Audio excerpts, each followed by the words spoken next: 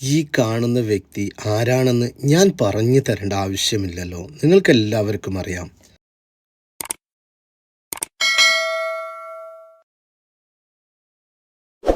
New York mayor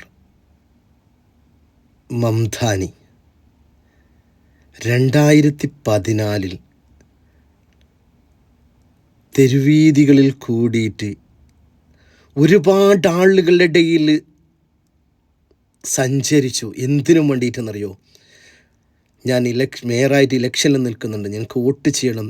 ആരും മെയിൻറ്റ് ചെയ്തില്ല. നിങ്ങൾ കാണൂ ഈ വീഡിയോ. 2014 ആരും മെയിൻറ്റ് ചെയ്യാണ്ട് ഇങ്ങനെ തെരുവിൽ ഒരുപാട് അലഞ്ഞു തിരിഞ്ഞ് നടന്നു. ഇന്ന് മൂപ്പരായി ആരായല്ലേ?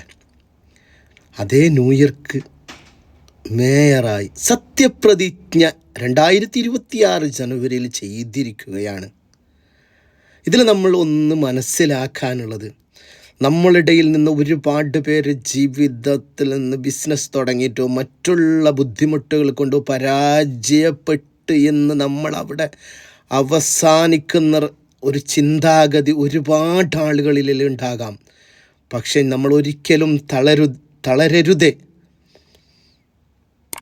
നമ്മൾ ഏതൊരു കാര്യത്തിന് നമ്മൾ മുന്നിട്ട് ഇറങ്ങുന്നു, അത് എനിക്ക് സക്സസ് ആവില്ല എന്ന് പറഞ്ഞിട്ട് അവിടെ പരാജയം ഏറ്റുവാങ്ങാണ്ട് നമ്മൾ വിചാരിച്ച കാര്യം നമ്മൾ നടത്തിയിരിക്കും. എത്ര ബുദ്ധിമുട്ടുകളുണ്ടെങ്കിലും എത്ര കഷ്ടപ്പാടുണ്ടെങ്കിലും നമ്മൾ ആഗ്രഹിച്ച ആ സാധനം നമ്മൾ നേടിയിരിക്കും എന്നുള്ള ഒരു ചിന്താഗതി നമ്മുടെ മനസ്സിൽ ബലമായി കൊടുത്തിട്ടുണ്ടെങ്കിലുണ്ടല്ലോ, നമ്മൾ ആ കാര്യം സക്സസ് ആയിരിക്കും. അതല്ല, 1-2 പ്രാവശ്യം നമ്മൾ ട്രൈ ചെയ്ത് അത് നമ്മൾക്ക് കിട്ടൂല എന്ന് നമ്മളെ മനസ്സിൽ തോന്നി നമ്മൾ ആ പരാജയപ്പെട്ടു പോയി എന്ന് പറഞ്ഞ് പിൻവലിഞ്ഞാലുണ്ടല്ലോ, നമ്മൾ ഒരിക്കലും മുന്നോട്ടേക്ക് പോയില്ല.